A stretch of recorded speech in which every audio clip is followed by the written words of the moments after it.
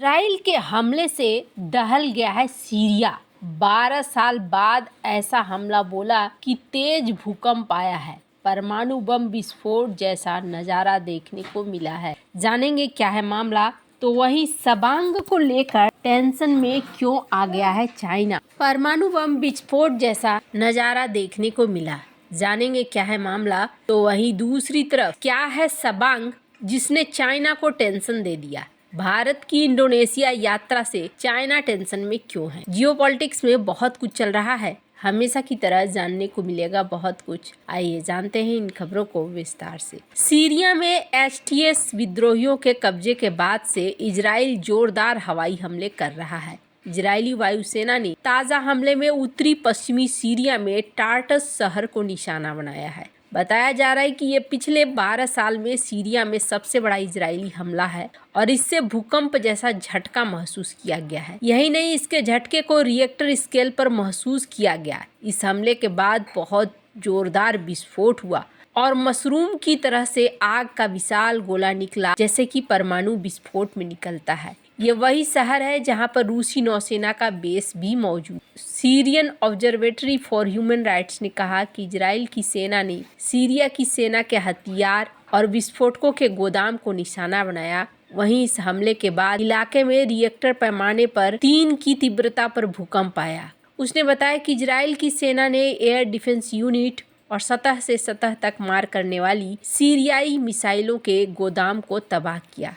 उसने बताया कि साल 2012 के बाद सीरिया के तटीय इलाके में ये सबसे बड़ा हमला था। बशर अल असद के रूस भागने के बाद से इजरायली सेना ने सीरिया में 300 से ज्यादा हमले किए हैं। बताया जा रहा है कि यह धमाका करीब 30 मिनट तक चला और पूरे इलाके में तोप के गोलों और हथियारों के नष्ट होने की आवाज सुनाई देती रही। युद्ध निगरानी सूत्रों ने बताया कि इजरायली युद्धक विमानों ने सीरिया के अलग अलग इलाकों में पुराने सैन्य शस्त्रागारों पर कई हवाई हमले किए। ब्रिटेन के Syrian observatory for human rights ने रविवार को बताया कि हालिया हमलों में जामा के पास बटालियन 107 के मिसाइल ठिकानों ग्रामीण टार्टस में हथियारों और गोदामों को निशाना बनाया गया। इससे पहले रविवार शाम एक इजरायली जेट ने पूर्वी सीरिया के दीर अल जौर सैन्य हवाई अड्डे पर रडार प्रतिष्ठानों पर हमला किया था। इससे पहले रविवार को इजरायली विमानों ने ग्रामीण दमिश्क के पहाड़ों में बने पुराने युद्ध सामग्री के डिपो को निशाना बनाया,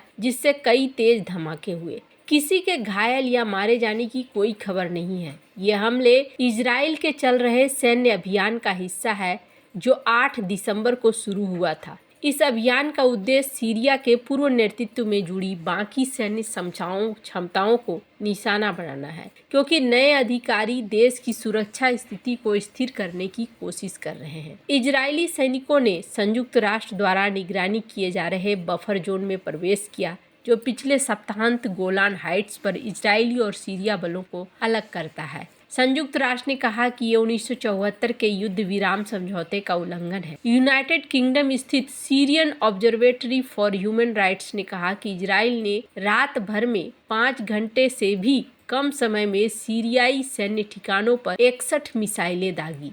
इस हमले में होम्स, डेरा, सुवेदा और दमिश्क के पास कलामौन पहाड़ों में सैन्य गोदामों को निशाना बनाया गया। साथ ही हामा हवाई अड्डे पर सुरक्षा से जुड़े हमले भी हुए। हयात तहरीर अल-शाम के नेता और सीरिया के नए प्रशासन के प्रमुख अहमद अल-शरा ने कहा कि इजराइल अब सीरिया में अपने हालिया हमलों को सही नहीं ठहरा सकता। हालांकि उन्होंने ये भी कहा कि उनका देश फिलहाल एक नए संघर्ष में नहीं फंसना चाह रहा है। पर इजराइल यहाँ कर क्या रहा है? इजराइल यहाँ तुर्की को बड़े से बड़ा टेंशन दे रहा है। यही चीज देखने को मिल रहा है। खैर, जहां एक तरफ ये सब कुछ चल रहा है, वहीं दूसरी तरफ भारत ने भी अब जवाब देना सीख लिया है। एक चीज आपने नोट किया होगा कि चाइना और बांग्लादेश के बीच में भी नजदीकियां बढ़ रही हैं। चाइना और म्यांमार के बीच में भी नजदीकियां बढ़ रही हैं। चाइना एक तरफ भारत के साथ बॉर्डर पर समझौते कर रहा है और ये दिखलाने की कोशिश कर रहा है कि सब कुछ ठीक है, तो वहीं दूसरी तरफ ये देखने को मिल रहा है कि चाइना पाकिस्तान के साथ, बांग्लादेश के साथ, म्यांमार के साथ अपने संबंधों को अलग दिशा में ले जा रहा है। नेपाल के साथ अपने संबंधों को अलग दिशा में ले जा रहा है। तो भारत को भी काउंटर करना चाहिए और भारत इस चीज़ को बहुत अच्छे से समझ रहा है।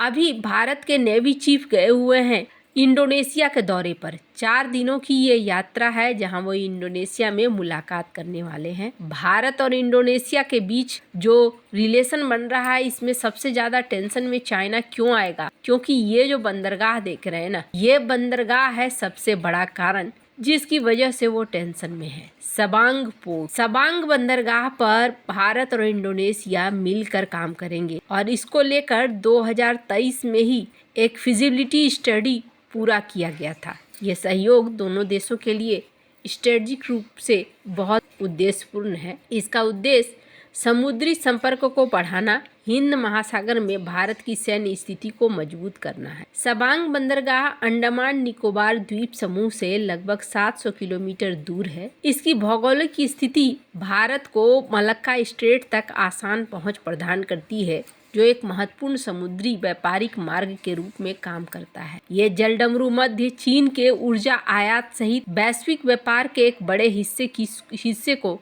सुविधा प्रदान करता है। इस प्रकार सबांग बंदरगाह के विकास में भारत के आर्थिक और सैन्य हितों के लिए अपार संभावनाएं हैं। सबांग बंदरगाह शिपिंग जहाजों, पनडुब्बियों सहित अलग अलग प्रकार के जहाजों की मेजबानी के लिए उपयुक्त है। इस अवलोकन ने बंदरगाह के संभावित सैन्य उपयोग के बारे में अटकलें लगाई, जिससे इसके सामरिक महत्व में और वृद्धि हुई है। भारत ने एक व्यापक प्रैक्टिकल स्टडी सफलतापूर्वक पूरा किया है, जो सबांग बंदरगाह के विस्तार और विकास की संभावनाओं का आकलन करता है। अध्ययन के निष्कर्षों से पता चला है कि बंदरगाह का निर्माण के प्रगति अपेक्षाकृत धीमी रहा है, लेकिन यहाँ पर दोनों के बीच में अगर सहयोग बढ़ता है तो इस क्षेत्र में तेजी से काम किया जा सकेगा। इंडोनेशिया भारत का वारशिप भी सबांग में पहुंचा हुआ था और कहा जा रहा है कि पीएम मोदी और इंडोनेशिया के सुबिनातो दोनों इस चीज को लेकर डिस्कशन करने वाले हैं जल्द ही।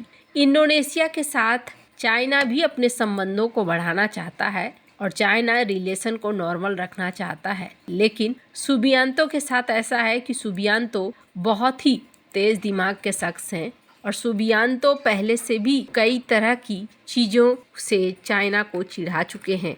ऐसे में लगता नहीं है कि चाइना सुबियांतो की बहुत ज़्यादा बनेगी। हालांकि हाल फिलहाल में ये देखने को मिला है कि चाइना ने आगे बढ़कर सुबियांतो के साथ दोस्ती का हाथ बढ़ाया है, पर ये दोस्ती का हाथ बहुत लंबा चलने वाला नहीं दिखता है। सुबियांतो के बारे में एक चीज़ है और वो ये है कि सुबियांतो पहले भी आर्मी के जनरल रह चुके हैं और ऐसे लोगों को समझाना ज़्यादा आसान रहता है। इंडोनेशिया के साथ हो या वियतनाम के साथ हो, ये देशों के साथ भारत अपने रिश्ते को मजबूत करता जा रहा है। न सिर्फ इतना, बल्कि इंडोनेशिया के अलावे फिलीपींस के साथ भी भारत अपने रिश्ते को बहुत तेजी से मजबूत कर रहा है। चाइना के लिए ये बेहद जरूरी है। वैसे आपको क्या लगता है, इन सब मामले में आपकी क्या राय है? कमेंट कर जरूर बताएं। जल्द मिलते हैं अगले वीडियो में नई खबर के साथ।